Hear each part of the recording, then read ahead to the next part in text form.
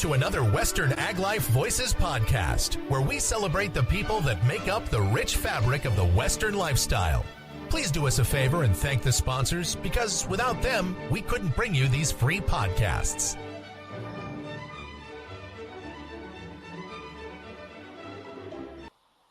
Well, hello, ladies and gentlemen. This is Paul Ramirez with the Western Ag Life Podcast. We got a great episode that we're going to do here today for you.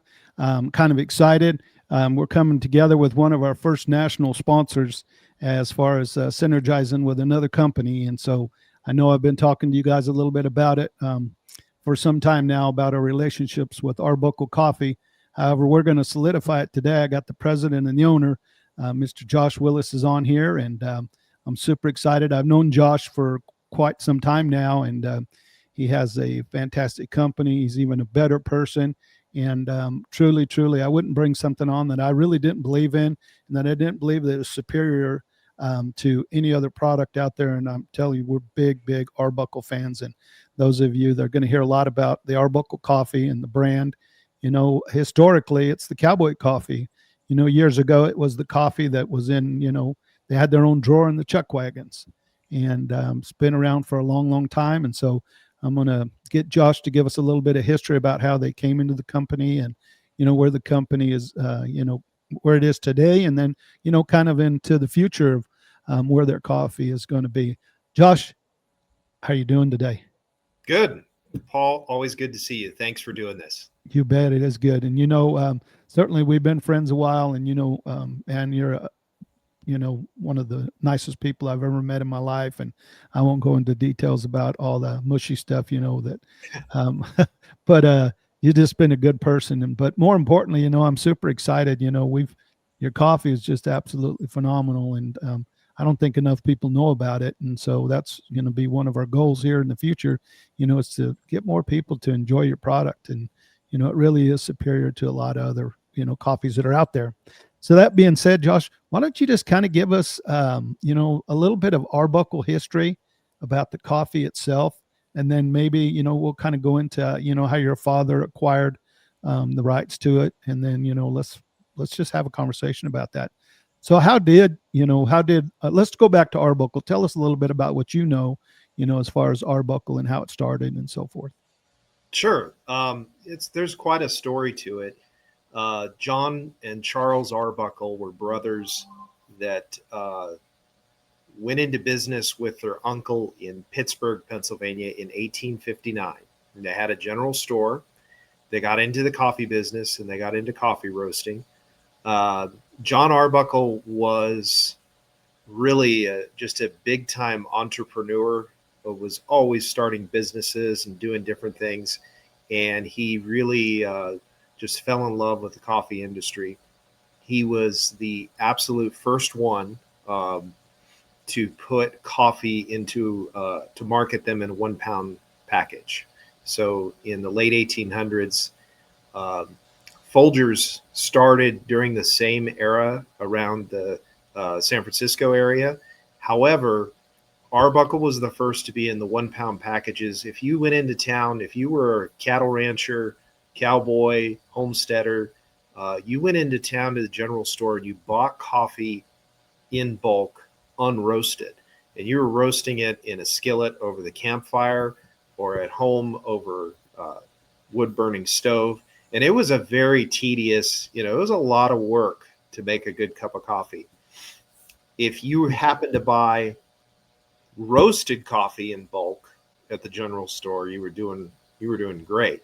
But John and Charles packaged them up in wooden 100-pound crates, and they were able to ship them out through the railroad.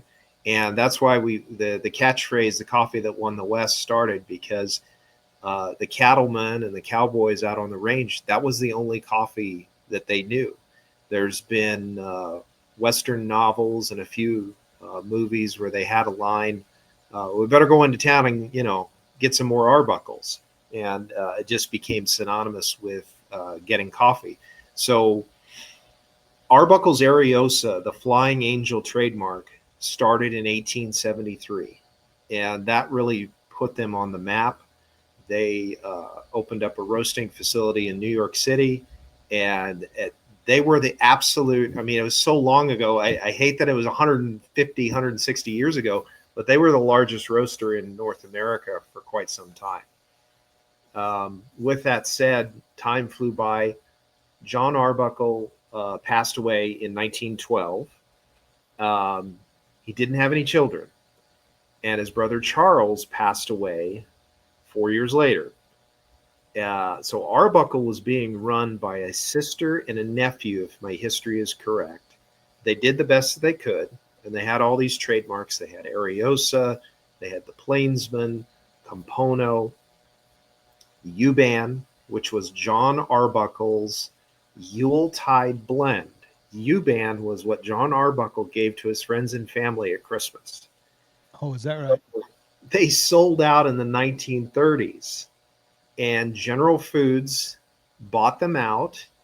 And of course, nobody's around to give an explanation for this, but they discontinued all of the trademarks except for Yuban. And to this day, you can walk into Kroger, Albertsons, or even a Sam's Club, and you can buy a plastic jar of Yuban. So that trademark I've survives. seen it. Yeah, I've seen it.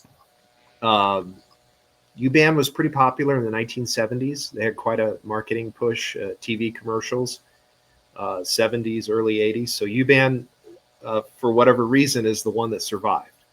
And my dad was in the restaurant business in the 1970s. And my dad had 7 Red Barn fast food restaurants. Red Barn was a combination of chicken and burgers.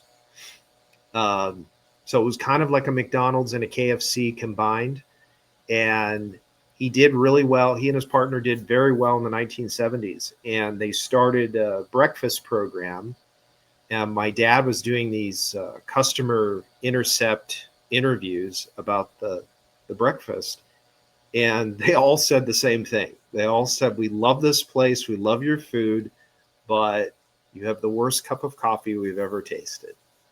And my dad was very surprised by this. He was a history major, and he absolutely loved all of that and food history. And he caught the bug researching coffee. And this is, I wish he was here so I could have him tell the story, because it was before the internet. And he found Arbuckle's Ariosa, like the front of that crate that's framed behind me. Arbuckle's Ariosa Flying Angel trademark was unregistered. So he bought it in 1974. And there you go. That's where all of this started.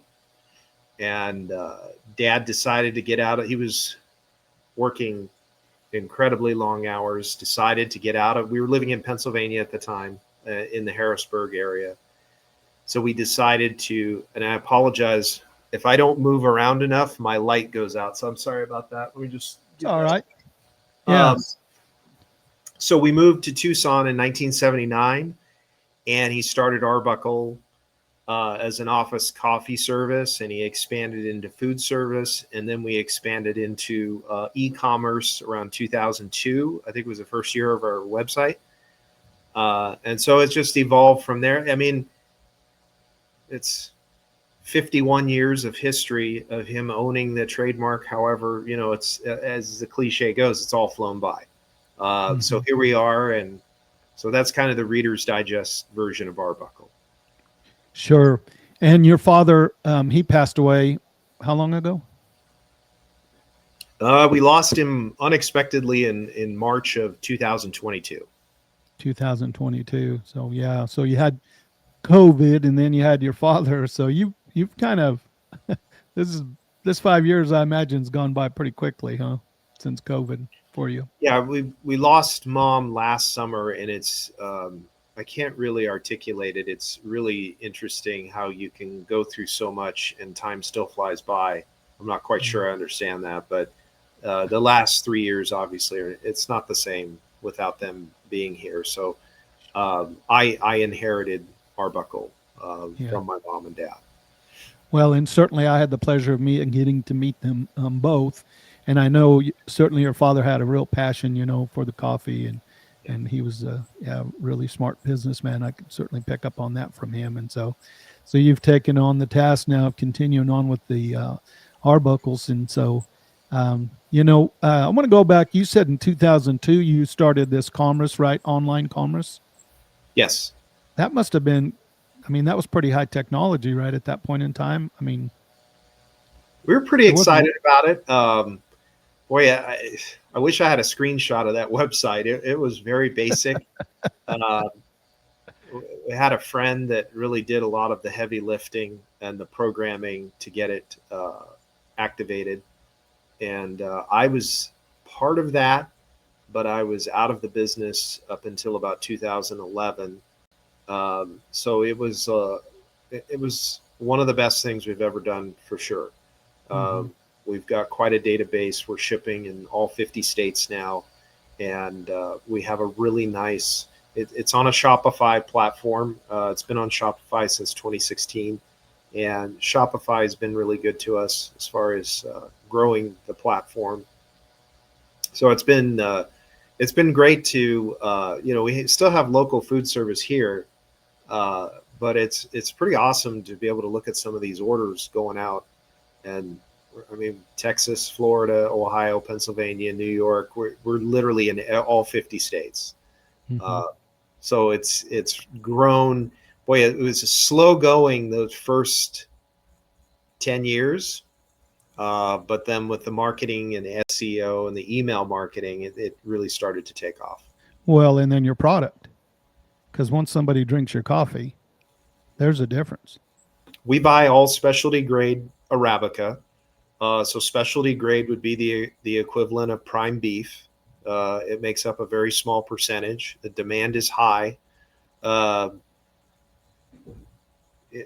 You're looking for coffee with no faults, low acidity. You want all of those good traits. A lot of times when you sit at the cupping table and you're cupping what we call cupping samples, you're really trying to pick up on what should not be there. You don't want bitterness and sours, and you don't want mustiness, and you don't want a thick, earthy aftertaste, and you're trying to eliminate all the negatives. And with the specialty grade, I use the analogy of the prime beef. You're looking for that perfectly balanced flavor profile. Yeah, and of course, I wouldn't call myself a coffee connoisseur, but I do know good coffee. And when I go to restaurants and stuff like that, and man, I'm like, wow, this is not good. And once in a while we run out of Arbuckles, and it's never good. My wife, regardless of, I don't want to say the brand's names, but we're always excited to make sure that we get some more Arbuckles back in our cabinet and that. And so that, your coffee is just, it is really. And one of those, things we're going to do is I'm going to give our listeners access to find a way to get a hold of you so that they can order it. However, they can buy it. There's tell me about some of the they can buy it on Amazon, correct? And then we have a small footprint on Amazon. It's not something we've really focused on because we wanted to grow our own website, but it's on Amazon, and obviously you can go to arbucklecoffee.com. The coffee is expensive. We've had a tough year with tariffs and weather and commodity brokers driving the price up. I really think it's going to get better next year, but it's been a tough year. So we want it to be an affordable luxury. Certainly with prices where they're at right now, you're still saving a significant amount of money if you're brewing Arbuckle at home, as opposed to going into some of the famous coffee houses and spending $5-7 on a coffee drink. But we are on Amazon, to answer your question, and we're in a few local. If you're in Tucson, we're in Whole Foods, we're in AJ's, so we're in some nice little retail fronts there. But certainly, the market share of your business now has become mail order kind of business, online business. E-commerce is the majority of our revenue now, and it used to be the other way around, but it's certainly taken over. And then you're also in some restaurants. We don't need to say all their names, but I think if someone's listening here and they know of a restaurant, certainly, they can get a hold of you, and they can, you'll set up a system for them right inside inside their restaurants. You have Absolutely. No, a we'd be restaurant service. more than happy we provide free brewers and grinders and servers, and that's something that we do as a part of the coffee service to the local restaurants. Yeah. And yeah, for sure. Um, Want to just kind of hit back just a little bit. You said something there, and I kind of winched a little bit when you said, well, we're expensive, but expensive in comparison to what? You know what I mean? When you think about the things that people spend their money on today, you know what I mean? There are some things that are expensive, but I think your coffee is a good value when you enjoy it, and I mean, there's a noticeable difference when they drink your coffee. And for that reason, I think it's a tremendous value, and certainly, your coffee is superior to anything that I've drank and probably ever. So I would say, Well, you have my parents to thank for that. I haven't changed anything. We're buying from the same brokers and importers. We haven't changed the way we roast the coffee. The way we roast the coffee is still a little unique. We use fluid bed roasters, which is a fancy way of saying hot air. Most coffee is roasted in what's called a drum roaster. So you have the beans touching a lot of metal, and with the hot air and the fluid bed, we're keeping the beans moving without touching the inside of the chamber as much as a conventional roaster. So I appreciate the compliments, but I always have to say I have to say thank you. But that's mom and dad, and that's their standards that we've tried to maintain. yeah, but kudos to you for keeping their legacy going on and so forth. Let's talk about some of your flavors, because I know I'm going to go ahead and lead with my favorite, which I don't know, everybody, in my opinion, should try it, because I don't think my wife serves it here at the house, and every time anybody's here visiting, they just, you can see the look on their face when they taste it, and that certainly is the Mexicali. I mean, it's just tremendous. Talk a little bit about the Mexicali and what customers would like that coffee. Again, that's one of my dad's inventions, and we trademarked the Mexicali. It's a medium roast with chocolate, vanilla, and just a touch of cinnamon. People go crazy for it. I mean, they just really, I grew up in the business, and I'm not saying I take it for granted, but it has a really strong following. And a lot of people that drink the Mexicali don't want to drink anything else. Great coffee. If you typically don't like flavored coffee, you're going to be more open-minded to it with the flavor of the Mexicali.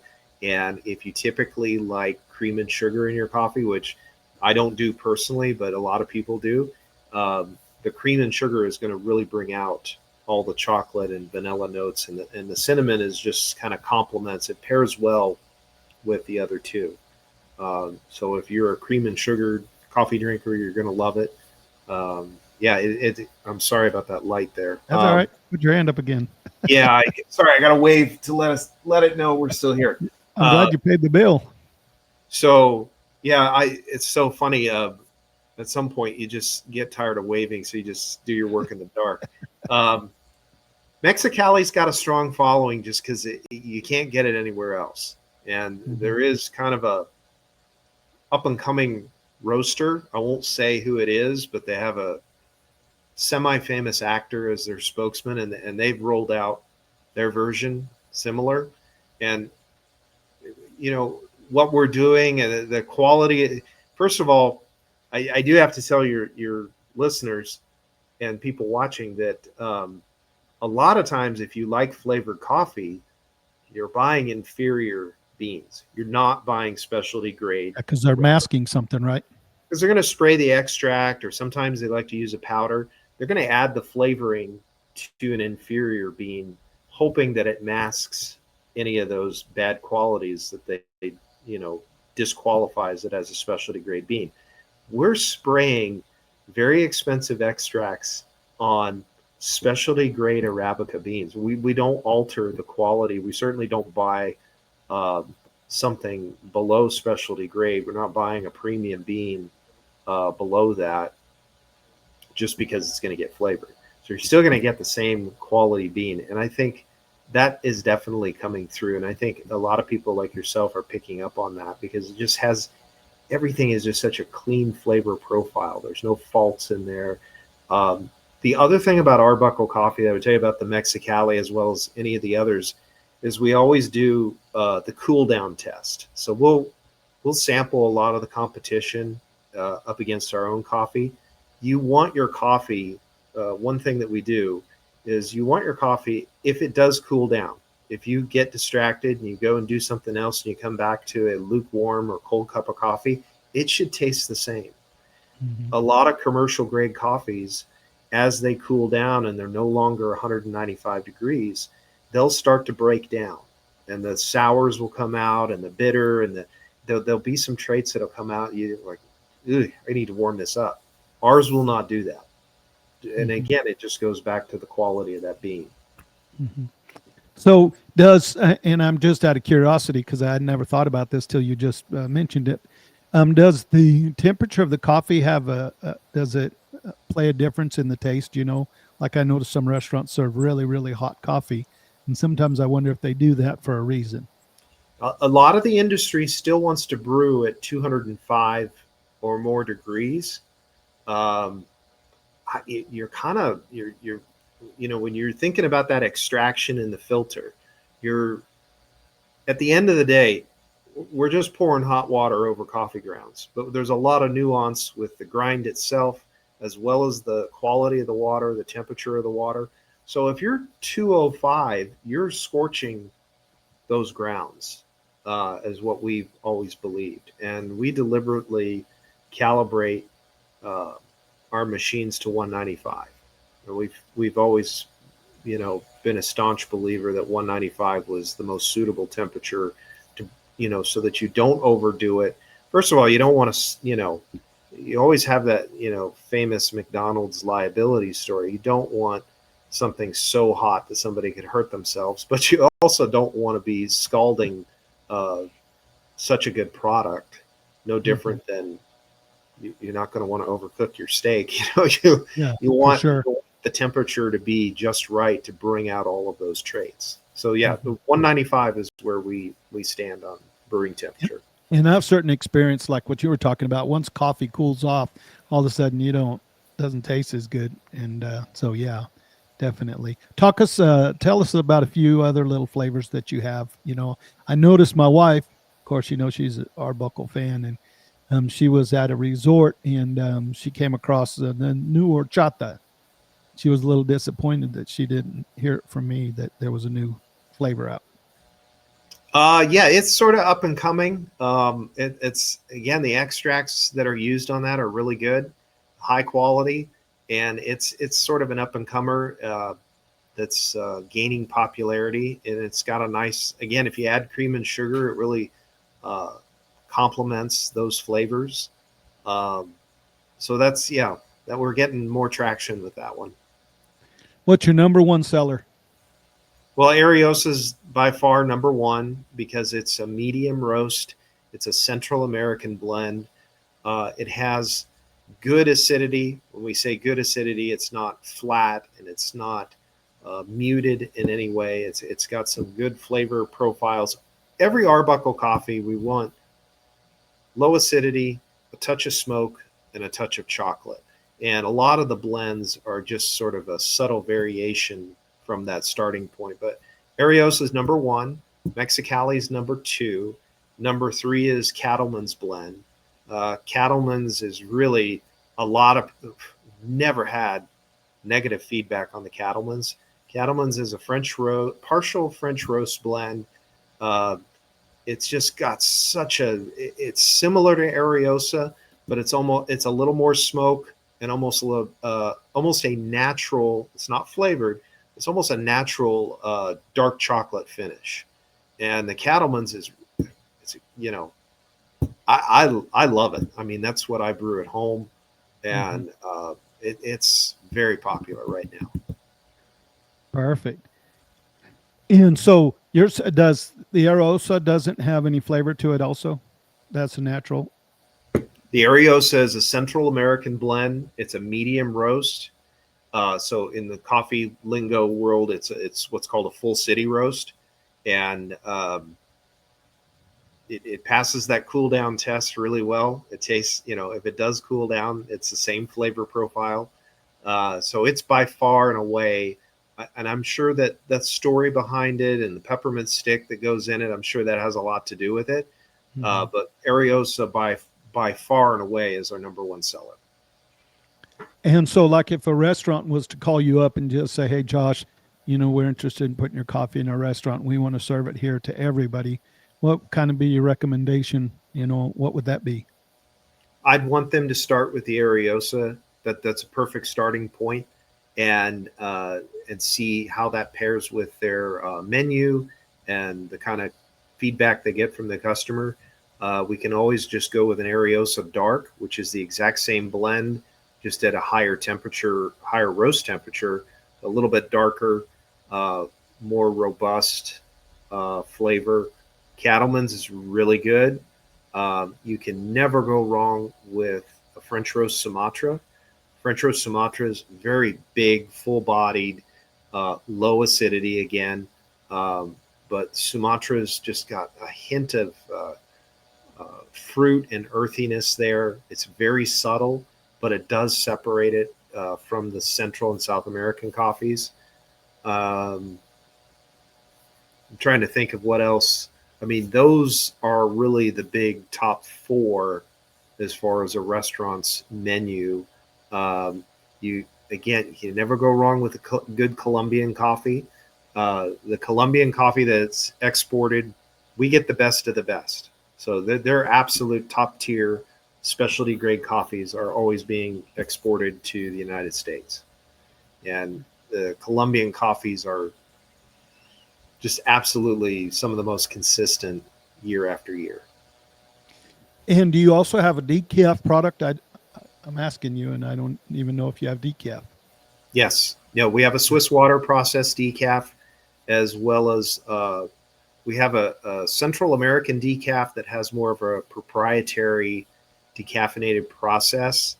There's some steam involved, and a lot of people want to move away from the chemical process because they're concerned about the chemical process, but it also will undermine a good coffee flavor. So the Swiss water is top tier as far as if you wanted to fool someone and say, oh, by the way, it's decaf. There was a funny commercial about that in the 1980s. I think it was somebody's Crystals or something, but you can fool a lot of people with a good Swiss water process. And then the other one is popular as well, just because you don't want them to notice the difference. Mm-hmm. Now, since the holidays are coming up, do you make a holiday brand, or do you sometimes make, I told you the other day when we were having lunch, I'm pretty sure we're going to have a Western Ag Life flavor here pretty quick. Oh, sure. As far as we can do Christmas flavors, we have a mistletoe mocha, and we also That's all right. We have a mistletoe mocha that's really popular, and we have a fireside hazelnut. People love it. It's just it's got a little kick to it. But fireside hazelnut is a good one. We're working on 2 new ones. I can't say what they are. We will have them right after Thanksgiving. So they're coming in a little bit late, but we're going to do something new on a couple flavors. So send those to me, and I'll certainly lead out some of these podcasts with the flavor of the whatever you want to call it. Sure. Okay. Holiday flavors. Yeah. Right? Fireside hazelnut is year after year the most popular, and the mistletoe mocha, that's a sure thing. It's really good. We flavor that with some really good chocolate extracts, and that's very popular. And so also, I imagine some of your clients then also must be taking, and go ahead and brewing your coffee, and then later on using that as a cold coffee on ice. I mean, I can't imagine, since we've been talking, I just was thinking about, Mexicali with some cream on ice. That must be really good. It's outstanding. Another good one that we didn't mention is butter pecan. Uh, Butter pecan is another one similar to Mexicali in that if you don't typically like flavored coffee, you'll really like butter pecan. Yeah, we've had that one, and that one's really good too. We're just hung up on Mexicali. I mean, Mexicali is in a the class. horchata was pretty good, though. I will say the horchata is pretty good. We're almost out of it now, so. But Well, good. yeah, So we primarily drink Mexicali. Hey, so let's do this. We kind of went through pretty much everything, and like I say, I'm excited about our relationship. And one of the things, that I told you all along, I just thought since our Western lifestyle people, that actually live and still ranch and work farms and stuff like that, would have, a real understanding of Arbuckle, especially their history and the past relationship that Arbuckles had with cowboys. And so I just thought it would be a great fit for us to come together and synergize and help each other promote. You promote my podcast and I promote your coffee. And so I'm really, really excited about that. One thing I'd like to do, and, we talked about this, Josh, I'd like to give our listeners that are listening, why don't you put together like a gift basket for me with different flavors. And then once you have that, I don't know, maybe throw a t-shirt or cap in or something. And Okay. once you have that put together for me, I'll run a promotion here on the web through the Facebook, and then we'll send a winner, and we'll send them maybe an early Christmas present from Arbuckles and from Western Ag Life. Yeah, we'd love to do that. That'd be great. Yeah, for sure. So let's tell us. So we talked about we talked about the products. Let's talk about how do people get a hold of you? What's the best way to order and so forth? So why don't you go ahead and tell them about how they would go on and order on your website and so forth. And then also talk about restaurants if they want to get a hold of you or people that have a cafe. More than welcome to call in. We are still kind of small. We call everyone back if you have to leave a voicemail. But we do everything we can to answer the phone old school. What's your phone number? So the toll free is 1-800-533-8278. The local is area code 520-790-5282. The 5282 spells out Java. So if you remember the Tucson area code of 520 and the 790 Java, we love to, we do things the old fashioned way. We like to answer the phones and get back with people. And we want you to have a live person here to talk to and take your order. You can also just go to arbucklecoffee.com. The website is pretty straightforward and pretty simple. You should be able to navigate, pick out your coffees, and get to the checkout in a short amount of time very easily. The website's not there to entertain anybody. It's there to make, the coffee process as easy as possible. And Amazon, if you prefer Amazon, that's fine. We are an Amazon seller that ships directly from our warehouse. So we're not Amazon Prime where it's sitting in their warehouse before it gets to you. So we're still shipping directly from Arbuckle, which gives you an advantage with the freshness of the product. And then also you have a retail store available too, right? If somebody wants to come in. More than welcome to stop in. We have a little retail corner in the front office. Come in and say hi to Jessie. I do bring my dog to work every day. People like to say hi to her. So we have a retail corner. We're on the way to if you're in the Tucson area, we're right off of Palo Verde on the way to the airport. It's 3550 East Corporate Drive. So we're basically just south of Palo Verde in the I-10 exit that just closed, but we're just south of Palo Verde and Irvington in the I-10 area. Perfect. So you can come in. What about someone that has a cafe or a restaurant and they want your product? They'd like to experiment with your product. Call me anytime. I'm happy to help out. The great thing about coffee, if you're in the food service business, is despite what's happened this past year, and again, I'm optimistic about next year getting better, but coffee is still a big, it's one of the most profitable items on somebody's menu. It's more profitable than center of the plate. It can be more profitable than dessert. So when you're talking about a 8 to 12 ounce cup of coffee, it can still be a real win-win and you're finishing the meal with on a high note with something that really complements the rest of the meal. And one thing that we've noticed, I just talked to a very well-known chef yesterday about this, is that if a food service can have, great customer service, they're really attentive, the food is good, you love the ambiance, but if you finish your meal with a mediocre cup of coffee, it's very rare that the customer will send it back. There's still customers that they'll tolerate, and I think you and I talked about this as well. I told you that the other day. I think one thing that's really, really hard in your business, I'm looking at it certainly from the outside, but people tolerate some pretty bad coffee, and I've drank it myself. I've never sent back a cup of coffee for my money back. If they mess up your ribeye and it'd go back. Well done. It's going back, and the manager's walking over and apologizing. We're going to make this right for you. You finish a really nice meal. You've had a good time with your wife or girlfriend, and a perfect meal, and you get like just a real sour cup or a cup that just has no flavor. Bitter. They just kind of put some sugar in it. They tolerate it, and make a little more cheesecake, wash it down. Yeah, we don't want you to have to go through that. And if it really, with anybody who's in food service in Tucson, it comes back to the relationships and the customer service. The coffee's good, but we want to take good care of you. We want your equipment up and running and maintained properly. We want to be out there. We want to be one less thing you have to worry about.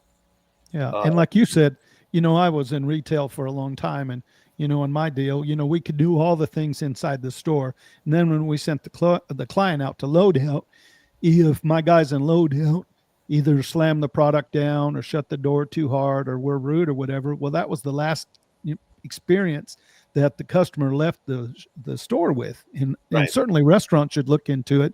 If people will finish with a coffee that tastes good and they enjoyed, I mean, what a nice way to send your clients home. We've had calls, endless amount of calls over the years. Hey, I was just at such and such, and the coffee, I had to ask them, where do you get the coffee? They said Arbuckle, and I want to drive down there. I want to get the same thing. So that's always been a nice sign that we're doing the right thing. Yeah.